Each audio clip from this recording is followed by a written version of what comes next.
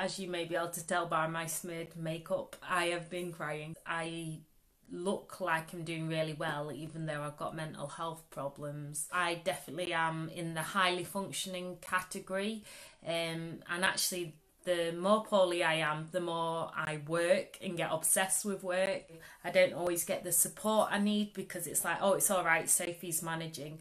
But when you've got mental health problems, you can be okay 1 hour and then the next hour you're a mess. You must be all right if you've got out of bed. You must be all right if you're wearing orange instead of black and shaking in a corner. And actually, the reality is very different. It just feels like we're in this ridiculous game where the people who know how to play the game or who fit the stereotype tend to get help, and the people who don't are the ones who fall down.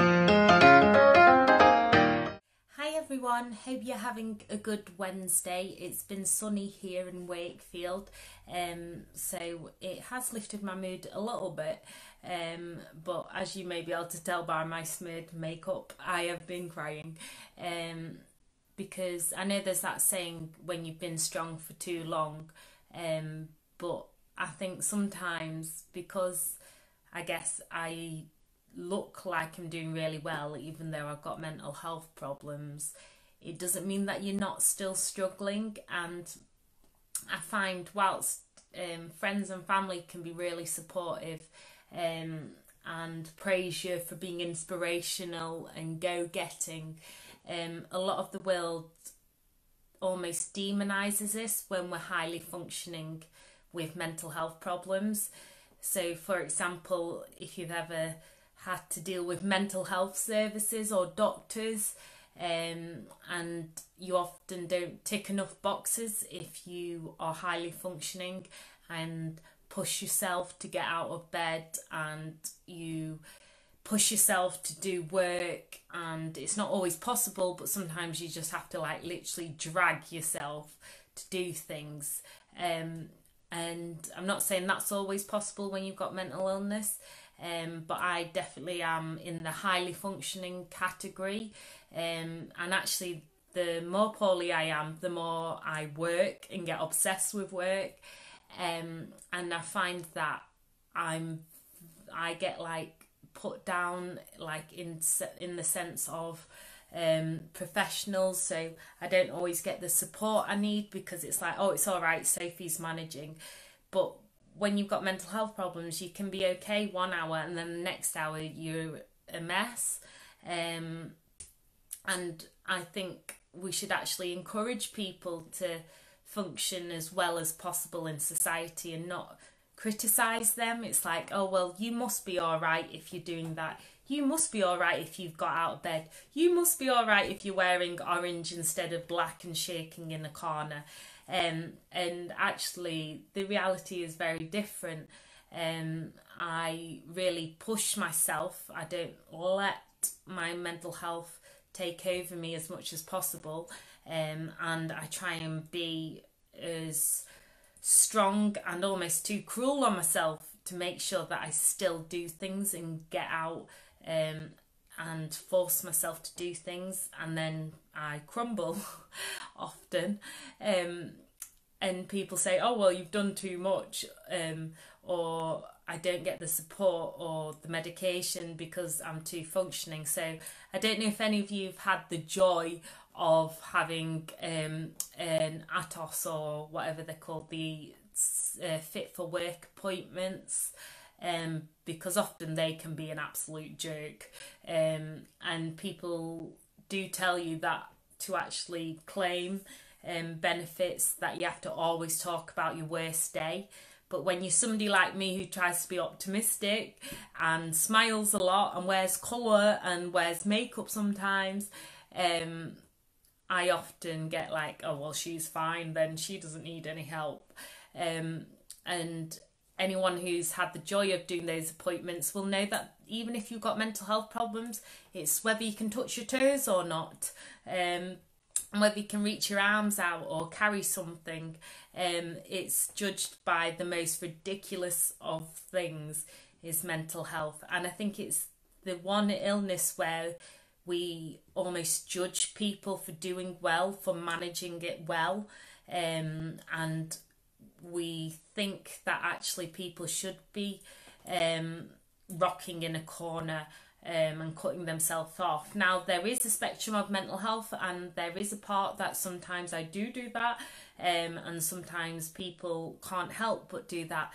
But when I do really force myself and push myself, I actually need the world to be kinder rather than critical, because actually it's taken a lot for me to sometimes get out of the house, and you never know what somebody's going through in the head. So I guess my message is just to be kind always. So do you know, if you see somebody in the street and they look miserable or grumpy or whatever, just I always try and imagine what their story is behind their makeup, their face, and actually I think we should be encouraging each other to do well, rather than criticising one another. So for example, with crisis support, for example, they can be there's the odd staff who's absolutely amazing, but a lot of them, it is literally on your appearance, and you have to tick all these boxes. And whenever you've had mental health problems for quite a while, you get used to the forms, and you know what they're asking, and you know what to say and what not to say. And it just feels like we're in this ridiculous game where the people who know how to play the game, or who fit the stereotype, tend to get help, and the people who don't are the ones who fall down. And the problem is, sometimes I feel like I'm going on like a rant when actually I'm one of the lucky ones. I do have support at home, and I do have a mental health nurse and stuff, but like I don't get to see her all the time because I'm fine, I'm Sophie, I'm smiling, and it just gets really difficult sometimes when you're trying to be highly functioning, you're trying to be a parent, you're trying to work, and actually you get criticised and marked down for working, you get marked down for going to the gym, you get marked down for managing, and it just becomes this ridiculous game that you feel trapped inside of, and if you're not willing to play it, then you miss out. So sorry, it's been a bit of a negative one. I do try and be positive, and I know people tell me I need to talk about all the positive things that I am doing, but sometimes it is really hard, and I think we need to remember that people are struggling behind closed doors. They are not necessarily that happy smiling face on Instagram or that happy grid that we see on social media. And we actually need to like keep each other's backs and praise people for pushing themselves rather than penalising them.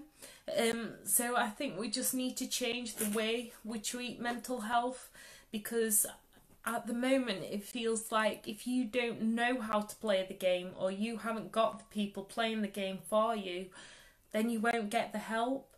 And actually we all need to encourage one another.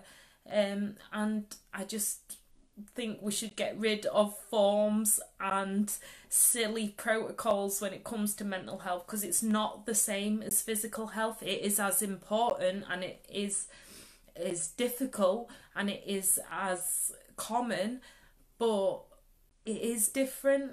And I'm sorry, but touching my toes will not show you how well I'm doing in a day. But anyway, that's all from me. I'd love to know your thoughts.